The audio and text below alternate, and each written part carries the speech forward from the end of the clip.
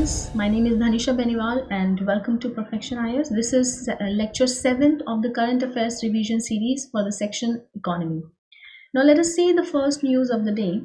आज पहला न्यूज़ जो हम डिस्कस करेंगे वो है वर्ल्ड इकोनॉमिक आउटलुक रिपोर्ट से, जिसको IMF हर साल रिलीज करता है.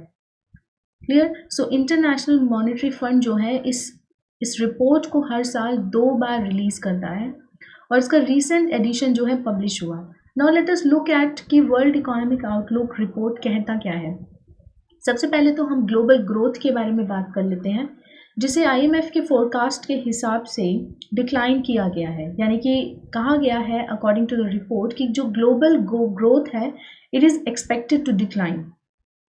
अगर मैं ग्राफ यहाँ पे प्लॉट करूँ तो 2021 में रिपोर्ट ने कहा था कि 6.0% की जो है ग्रोथ रेट देखी जाएगी.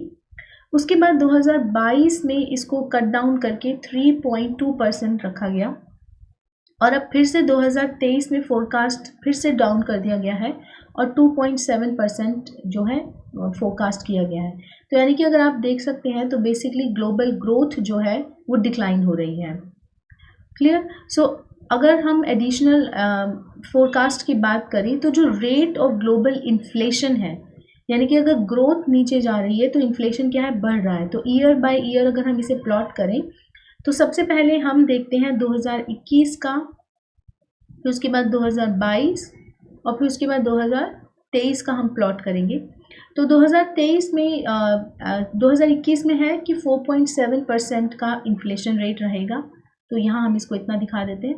फिर उसके बाद 2022 में 8.8% का कहा गया है. Okay, that's fine. और फिर कहा गया है कि 2023 में ये फिर से डिक्लाइन करेगा 6.5% पे और फिर 2024 आते आते फर्दर डिक्लाइन करके 4.1% पे आ जाएगा. क्लियर. तो यानी कि पहले ये मूव करेगा अपवर्ड 8.8% 2022 में और फिर उसके बाद धीरे धीरे डिक्लाइन करना शुरू करेगा. अगर हम इंडिया के प्रोजेक्शन की बात करें वर्ल्ड इकोनॉमिक आउटलुक में, तो इंडिया की जो ग्रोथ फोरकास्ट है उसको 60 बेसिस पॉइंट्स कट डाउन किया गया है. यानी कि 7.4% से 6.8% का ग्रोथ फोरकास्ट किया गया है. IMF के अकॉर्डिंग एक तो म्यूटेड एक्सटर्नल डिमांड जो है एंड ऑल्सो इसका रीज़न है कि जो एक्सपेक्टेड आउटटर्न था, जो इंडिया जिस तरीके से कोविड-19 से रिकवर कर रहा था वो काफ़ी according to the IMF weak रही. तो इसका एक नेगेटिव इम्पैक्ट देखने को मिल सकता है किस पर, एक्सपोर्ट्स पे. So World Bank has cut its financial year 2023 growth prediction for India from 7.5% to 6.5%. Clear? So this is what we discussed. अगर हम IMF की बात करें तो इसका हेडक्वार्टर वाशिंगटन के DC में है. ये एक यूनाइटेड नेशन का स्पेशलाइज्ड इंस्टीट्यूशन है जो कि इंटरनेशनल मॉनेटरी कोऑपरेशन को प्रमोट करता है. वर्ल्ड में financial and trade stability and facilitation promote करता है. हाई एम्प्लॉयमेंट इसका एक उद्देश्य है एंड सस्टेनेबल इकोनॉमिक ग्रोथ. इसकी कुछ इंपॉर्टेंट पब्लिकेशंस हैं जो IMF रिलीज करता है. सबसे पहली जो वर्ल्ड इकोनॉमिक आउटलुक जो हमने डिस्कस की, दूसरी है the global financial stability report. इसको भी वर्ल्ड इकोनॉमिक फोरम जो है इंटरनेशनल मॉनेटरी फोरम जो है वो रिलीज करता है. Now let us talk about the GM mustard. जो इंडिया के जेनेटिक इंजीनियरिंग अप्रेजल कमिटी है उसने धारा मस्टर्ड 11 को क्या है, अप्रूवल दे दिया है उसके कमर्शियल कल्टीवेशन के लिए. उसी कॉन्टेक्स्ट में हम धारा मस्टर्ड हाइब्रिड को समझेंगे और GM मस्टर्ड क्या है वो समझेंगे. अगर हम GM मस्टर्ड देखें तो उसका मतलब होता है जेनेटिकली मॉडिफाइड. यानी कि इसका जो मॉडिफिकेशन है वो जेनेटिक लेवल पे क्या है, किया गया है. Therefore it has been modified at the genetic level. Clear? So GEC की जो क्लियरेंस मिली है वो 4 सालों के लिए मिली है और ये सेकेंड ट्रांसजेनिक क्रॉप बनता है after the BT cotton. Clear. एक first commercially viable food crop होगा इंडिया में और दूसरा ट्रांसजेनिक क्रॉप होगा BT कॉटन के बाद. थोड़ा हाइब्रिडाइजेशन के बारे में समझ लेते हैं. अब क्योंकि ये हाइब्रिड मस्टर्ड है तो हमें हाइब्रिडाइजेशन के प्रोसेस के बारे में पता होना चाहिए. हाइब्रिडाइजेशन में बेसिकली 2 डिफरेंट डिस्टिंक्ट स्पीसीज को लेते हैं और उनका क्रॉस करवाते हैं. ऐसा भी हो सकता है कि एक ही स्पीसीज की दो डिफरेंट वेराइटीज ले लें, वैरायटी 1 और वैरायटी 2, या फिर स्पीसीज 1 या फिर स्पीसीज 2। तो अगर इनके इन ब्रीडिंग क्या है वायबल होगी तो इनको आपस में ब्रीड करवा करके एक हाइब्रिड वेराइटी को प्रोड्यूस किया जाता है, जो अपनी पेरेंट वेराइटी के कंपैरिजन में एडवांस होती है, या फिर ये कह सकते हैं कि उसके अंदर सुपीरियर ट्रेड्स इंड्यूस किए जा सकते हैं। सो जो F1 जनरेशन होती है, यानी कि इनके क्रॉसिंग के बाद जो जनरेशन बनेगी उसको बोलते हैं फर्स्ट फीलियर जनरेशन, यानी कि F1 जनरेशन, और ये अपने पेरेंट्स से सुपीरियर होती है। दारा मस्टर्ड में क्या है, एक जेनेटिक मैनिपुलेशन किया गया है, जो दिल्ली यूनिवर्सिटी का centre for genetic manipulation of crop plants है, वहीं पर इसको डेवलप किया गया है, और इसमें 2 एलियन जीन मौजूद हैं, यानी कि हाइब्रिड मस्टर्ड में 2 एलियन जीन्स को क्या है डाला गया है। और ये एलियन जीन्स आए कहाँ से हैं? एक सॉइल का बैक्टीरिया होता है जिसका नाम है बैसिलस अमाइलोलिक्विफेसिएंस। तो इस बैक्टीरिया से जीन्स लेकर के इस धारा मस्टर्ड में डाल दिए गए हैं, और एक सिस्टम बनाया गया है जिसको बोलते हैं बार्नेस बारस्टार सिस्टम। ये जो बार्नेस बारस्टार सिस्टम है यही रिस्पॉन्सिबल है इस हाइब्रिड मस्टर्ड की हाई यील्ड के लिए, जिसको लगभग बताया गया है कि 28% तक हायर है as compared to the original crop. अब इसमें 2 वेराइटीज ली गई हैं, एक तो वरुणा जिसमें जो कि बार्नेस लाइन की है, और दूसरी ईस्टर्न यूरोपियन म्यूटेंट जिसको बोलते हैं अर्ली हीरा 2। इन दोनों का ही हाइब्रिड करा करके जो है DMH11 मस्टर्ड को क्या है डिजाइन किया गया है। Clear? So compare to the Varuna, ये जो धारा मस्टर्ड 11 है ये 28% हायर यील्ड प्रोड्यूस करती है, राइट?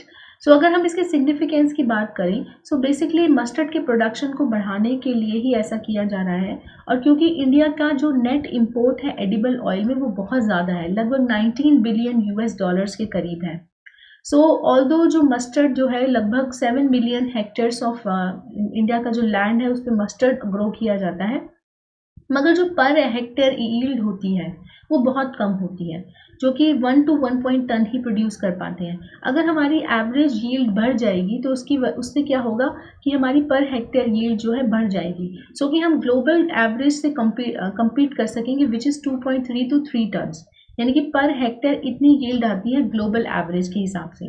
तो अगर हम इस तरीके की वैरायटी या इस तरीके के क्रॉप्स को कल्टीवेट करते हैं जिनकी एंड रिजल्ट या एंड जो यील्ड होती है वो ज़्यादा हो, तो हम अपने इंपोर्ट को भी रिड्यूस कर पाएंगे, and at the same time हम अपनी फूड सिक्योरिटी को भी इंश्योर कर पाएंगे।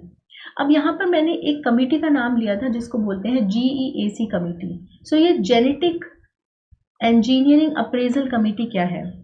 इसको पहले committee for the evaluation of genetic engineering कहा जाता था, लेकिन 2010 में इसका नाम बदल करके जेनेटिक इंजीनियरिंग अप्रेजल कमेटी रख दिया गया। ये एक स्टैट्यूटरी बॉडी है जिसको एनवायरमेंट प्रोटेक्शन एक्ट ऑफ 1986 के अंदर क्या है एस्टेब्लिश किया गया है। इसका काम है जितनी भी जो जेनेटिक मॉडिफिकेशन क्रॉप्स बनते हैं उनको अप्रूवल देना, यानी कि जेनेटिक इंजीनियरिंग को बेसिकली अप्रूवल देने का काम इस बॉडी का है। ये जो ऑर्गेनाइजेशन है usage, production, storage, import and export control करती है किसका? डेंजरस माइक्रो ऑर्गेनिजम्स का, या फिर जेनेटिकली मॉडिफाइड ऑर्गेनिजम्स और सेल्स। बॉडी वर्क करती है किसके अंदर? Ministry of environment, forest and climate change के अंदर। अब हम बात करते हैं इलेक्ट्रॉनिक बैंकिंग सिस्टम की। प्राइम मिनिस्टर नरेंद्र मोदी ने 75 डिजिटल बैंकिंग यूनिट्स जो हैं देश के 75 डिस्ट्रिक्ट्स में ओपन किया। अब ये डिजिटल बैंकिंग यूनिट्स है क्या? एक तरीके की specialized fix point business unit है जहां पे minimum amount of digital infrastructure present रहेगा, जो आपको डिजिटल वे में बैंकिंग प्रोडक्ट्स एंड सर्विसेज की जो सर्विसेज हैं वो अवेलेबल करवाएगा। क्लियर? सो बेसिकली जो DBUs हैं वो एक्चुअली में फिजिकल इंफ्रास्ट्रक्चर ही है, मगर इस फिजिकल इंफ्रास्ट्रक्चर में आपको डिजिटल सर्विसेज मिलेंगी। सो ये कॉन्सेप्ट है यहाँ पे। सो बेसिकली इनका गोल है ताकि डिजिटल बैंकिंग हर नेशन के हर कोने कोने तक पहुँचे, सभी स्टेट और यूनियन टेरिटरीज को कवर किया जा सके। अभी इनको 75 डिस्ट्रिक्ट्स में ओपन किया गया है, बाद में इनको और भी डिस्ट्रिक्ट्स में ओपन किया जाएगा। एक और इम्पॉर्टेंट ऑब्जेक्टिव है DBUs का, वो है financial literacy. Clear? Financial literacy को भी बढ़ावा देना DBUs का काम है। अब DBUs ओपन तो किए गए हैं, लेकिन इनको कहाँ कहाँ ओपन करना है और कौन कौन ओपन कर सकता है? इसे Tier 1 से लेकर Tier 6 के सेंटर्स में ओपन किया जा सकता है बिना किसी रिस्ट्रिक्शन से और बिना किसी RBI के क्लियरेंस लिए गए हर एक इंडिविजुअल इंस्टेंस में। यानी कि अनलेस एंड अनटिल आरबीआई कोई एक्सप्रेसिवली रिस्ट्रिक्शन प्रेजेंट करे, उसको छोड़ करके आरबीआई की किसी भी क्लियरेंस को लेने की जरूरत नहीं है और आप टीयर 1 टू टीयर 6 सेंटर्स में डीबीयूज को ओपन कर सकते हैं। इसे कमर्शियल बैंक्स ही ओपन कर सकते हैं, यानी कि regional rural banks, payment banks और लोकल एरिया बैंक्स के पास ये अभी फिलहाल अथोराइजेशन नहीं है कि वो डिजिटल बैंकिंग यूनिट्स को ओपन करें। फिलहाल 11 private sector banks, 11 public sector banks, 12 private sector banks and एक स्मॉल फाइनेंस बैंक जो है इन्वॉल्व है इस वेंचर में। किस तरीके की सर्विसेज ऑफर की जाएंगी इन डीबीयूज के द्वारा? जो भी एक नॉर्मल बैंक सर्विस ऑफर करता है वही सभी सर्विसेज जो है डीबीयूज ऑफर करेंगे, सिर्फ डिजिटल माध्यम होगा। सबसे पहला तो यह है कि एक फिजिकल लोकेशन में इनको एस्टेब्लिश किया जाएगा। ज़रूरी नहीं है कि आपके पास लैपटॉप और मोबाइल फ़ोन हो। अगर डीबीयू ओपन हुआ है तो वो एक फिजिकल कियोस्क होगा, फिजिकल इंफ्रास्ट्रक्चर होगा, जहाँ पे जाकर के आप वही सारी सुविधाओं का लाभ उठा सकते हैं जो आपको बैंक में मिलती हैं। सो कस्टमर के सेविंग अकाउंट ओपन करना, बैंक से मनी ट्रांसफ़र करना, फिक्स डिपॉजिट में इन्वेस्ट करना, लोन के लिए अप्लाई करना, पेमेंट इशू चेक को स्टॉप करना, क्रेडिट कार्ड और डेबिट कार्ड के लिए अप्लाई करना, बैंक अकाउंट के स्टेटमेंट को एग्जामाइन करना, टैक्सेस पे करना, बिल पे करना और भी जितनी भी डिजिटल सर्विसेज जो भी इंक्लूडेड है वो सभी डीबीयूज ऑफर करेंगे। एक और चीज़, जैसा कि मैंने आपको बताया कि डीबीयूज का काम डिजिटल फाइनेंशियल लिटरेसी को भी प्रमोट करना है। कस्टमर्स को सिखाना है कि किस तरीके से डिजिटल सर्विसेज को यूज़ किया जाए and at the same time उनको साइबर सिक्योरिटी की नॉलेज और प्रिकॉशंस भी देने हैं। क्लियर? तो ये सारी चीज़ें हैं जो डीबीयूज ऑफर करने वाले हैं। Now let us talk about the ग्रामीण उद्यमी प्रोजेक्ट। सो ग्रामीण उद्यमी प्रोजेक्ट जो है स्किल डेवलपमेंट के लिए प्रोजेक्ट है। कहाँ पर? ट्राइबल एरियाज में। और इसको कौन एग्जीक्यूट कर रहा है? National skill development corporation. So ग्रामीण उद्यमी, उद्यमी का मतलब है कि स्किल को बढ़ाने की बात की जा रही है। अब किन के स्किल बढ़ाने की बात करें? ट्राइबल यूथ के स्किल को बढ़ाने की बात की जा रही है थ्रू आउट द इंडिया, ताकि उनको शहरों में मूव ना करना पड़े और अपने ही स्थान पर उनको रिलायबल सोर्स ऑफ इनकम जो है प्रोवाइड किया जा सके। एंड स्किल इंडिया के ये जो प्रोजेक्ट होगा, सेकेंड फेज है इस प्रोजेक्ट का, उसको सर्टिफाई किया जाएगा बाय स्किल इंडिया। ग्रामीण उद्यमी योजना फिलहाल के लिए 6 राज्यों में चलाई जा रही है, जिसमें महाराष्ट्र, राजस्थान, छत्तीसगढ़, मध्य प्रदेश, झारखंड एंड गुजरात शामिल है। इसे सांसदीय परिसंकुल योजना है, उसके अंदर इसको रन किया जाता है। इसमें कैंडिडेट्स को ट्रांसपोर्टेशन, बोर्डिंग और अकोमोडेशन की भी फैसिलिटीज़ दी जाती हैं उनके लर्निंग सेशन के दौरान by the implementing agency. Local need को मीट करने के लिए जो स्किल ट्रेनिंग है वो फोकस करती है एग्रीकल्चर, फिशरी और फॉरेस्ट्री पे। स्किल डेवलपमेंट दी जाती है इमर्जिंग इंडस्ट्रीज़ के फील्ड में भी, जिसमें construction, food processing, handicrafts, health care, BFSI and ITIES यानी कि information and technology and enabled services में भी ट्रेनिंग दी जाती है। जो करिकुलम और मटेरियल जो है, जिस तरीके के जो मॉड्यूल्स हैं वो डिज़ाइन किए गए हैं ताकि ट्राइबल यूथ में entrepreneurship, financial literacy and employment skills को भी इंड्यूस किया जा सके और उसको भी क्या है, इनकलकेट किया जा सके। जो नेक्स्ट टॉपिक हम डिस्कस करने जा रहे हैं वो है Nobel prize in economic sciences. We know कि हर साल नोबेल प्राइज़ दिए जाते हैं in the memory of Alfred Nobel, और इस साल का जो इकोनॉमिक में नोबेल प्राइज़ मिला गया है वो मिला है, थीम क्या है? For studies on banking and financial crisis. इसे 3 लोगों को दिया गया है जिनमें उनके नाम हैं Ben S Bernanke, Douglas W Diamond and Philip H डिविंग।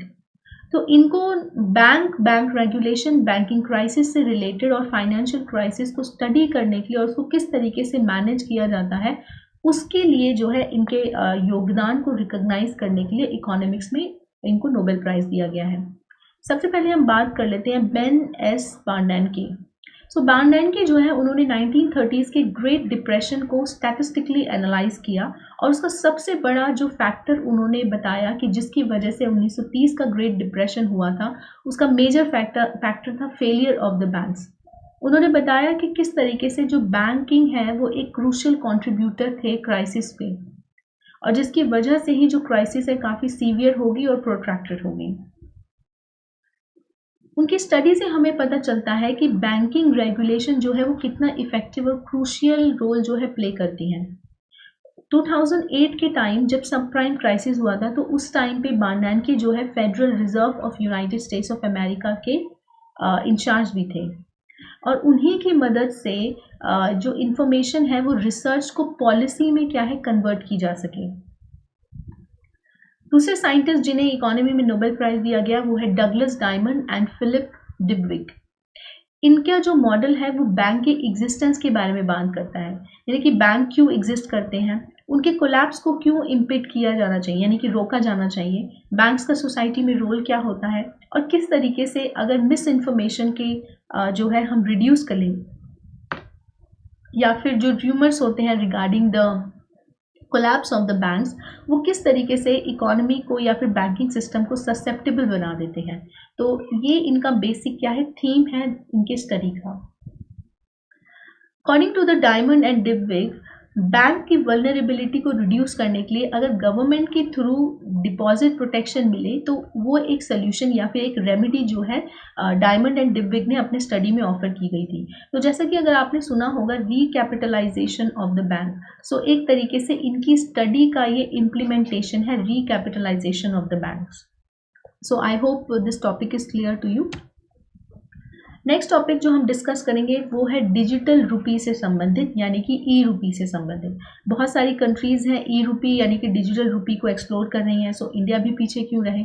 China ने भी अपनी सेंट्रल बैंक करेंसी रिलीज़ करी, तो इंडिया ने भी अपनी सेंट्रल बैंक डिजिटल करेंसी जो है रिलीज़ करी, जिसको हमने नाम दिया है ई रुपी या फिर डिजिटल रुपी। जो डिजिटल रुपी होगा वो बिल्कुल वैसा ही होगा जैसा कि आप अपनी सॉवरेन पेपर मनी यूज़ करते हैं, सिर्फ उसका फॉर्म डिफरेंट होगा। ये सेंट्रल बैंक की बैलेंस शीट में लायबिलिटी ही शो करेगा, ये कोई एसेट शो नहीं करने वाला। इसे as a means of payment accept किया जाएगा, ये एज अ लीगल टेंडर भी काउंट किया जाएगा, यानी कि इसको लेने से कोई मना नहीं कर सकता। लीगल टेंडर का मतलब होता है कि वो मनी जिसे लिया जा सके, जैसे कि अगर आप किसी को 10 रुपये देते हैं तो 10 रुपये इज़ अ लीगल टेंडर, लेकिन चेक जो है वो लीगल टेंडर नहीं है, क्योंकि चेक को रिजेक्ट किया जा सकता है। कई बार ऐसा होता है कि चेक एक्सेप्ट नहीं कर सकते कि हमें कैश में ही मनी चाहिए, तो कैश क्या है, लीगल टेंडर है, लेकिन चेक क्या है, लीगल टेंडर नहीं है, उसको मना किया जा सकता है, लेकिन लीगल टेंडर को और फिएट मनी को मना नहीं किया जा सकता। ई रुपी जो है वो as a store, secure store of value भी वर्क करेगा, क्योंकि अगर आप कॉइन लें या फिर आप नोट लें तो ये दोनों क्या है, as a storage of value है, राइट।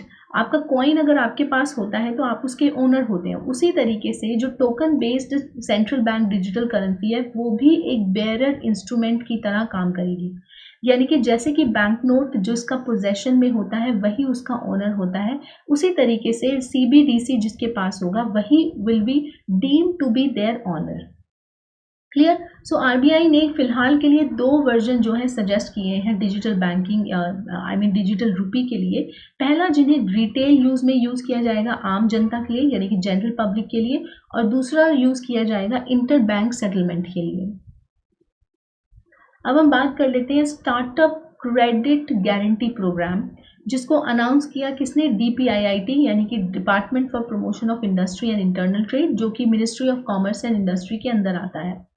सो प्रोग्राम है क्या, सो बेसिकली जो स्टार्टअप्स होते हैं उनकी क्रेडिट गारंटी, लोन के लिए क्रेडिट गारंटी देने का काम कर रहा है। और लोन कहाँ से लिए होने चाहिए, या तो शेड्यूल कमर्शियल बैंक से या फिर नॉन बैंकिंग फाइनेंशियल इंस्टीट्यूशन से। ऑल्टरनेटिव इन्वेस्टमेंट फंड्स जो कि सेबी के रेगुलेशन के अंदर आते हैं, वहाँ से भी अगर लोन लिया गया है या फिर इन्वेस्टमेंट ली गई है, उन सभी की गारंटी देने का काम करेगा ये क्रेडिट गारंटी स्कीम, जिसका नाम है स्टार्टअप क्रेडिट गारंटी प्रोग्राम। अगर हम क्रेडिट गारंटी की बात करें, so basically up to a certain limit against the loans which are made by the member institution, जो of course to the qualified borrowers is the goal of this programme, यानी कि एक certain amount तक का loan जो है qualified borrowers को दिया जा सकता है इस क्रेडिट गारंटी स्कीम के अंदर। इसकी एलिजिबिलिटी क्या होगी, वो सारे के सारे स्टार्टअप जो कि DPIIT गैजेट नोटिफिकेशन में लिस्टेड है, तो उन्हीं सभी के पास एलिजिबिलिटी है कि वो इस स्कीम के अंदर क्या है, लोन ले सकते हैं। अगर हम क्रेडिट गारंटी कवर की बात करें तो स्कीम के अंदर जो है ट्रांजैक्शन बेस्ड और umbrella based credit guarantee coverage दी गई है, जिसमें मैक्सिमम एक बार में मैक्सिमम 10 करोड़ के लिए गारंटी दी जा सकती है, और the actual amount of unpaired credit जो भी दोनों में से छोटा हो। अगर मान लेते हैं कोई स्टार्टअप है और उसने कुछ अमाउंट पे कर दिया और कुछ अमाउंट क्या है अभी लेफ्ट आउट है, तो ये जो लेफ्ट आउट अमाउंट है या फिर 10 करोड़, इनमें से जो भी छोटा होगा उसकी गारंटी जो है गवर्नमेंट ऑफ इंडिया दे देगी, यानी कि एमसीआई देगा, ministry of commerce and industry. और मैक्सिमम लिमिट अगर हम देखें एब्सोल्यूट अमाउंट में तो वो होगा ₹10 करोड़। एक और चीज़ यहाँ पर मेंशन है which is transaction based guarantees.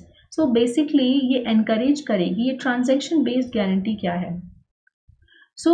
ये बैंक और एनबीएफसी को एनकरेज करती है कि वो क्वालिफाइड स्टार्टअप्स को क्या है मनी दें, ठीक है।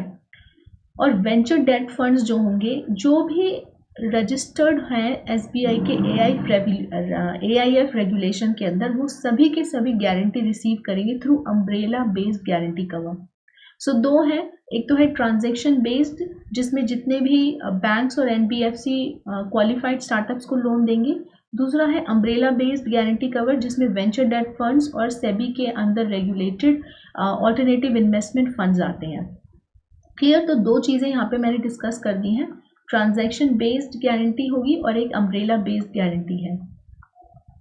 ये किसके लिए है वो भी हमने क्लियर कर दिया कि बैंक्स और एनबीएफसी के थ्रू दिए गए लोन्स के लिए, और ये है वेंचर डेट फंड्स और जो सेबी के अंडर रेगुलेटेड होते हैं ऑल्टरनेटिव इन्वेस्टमेंट फंड्स, वो सब।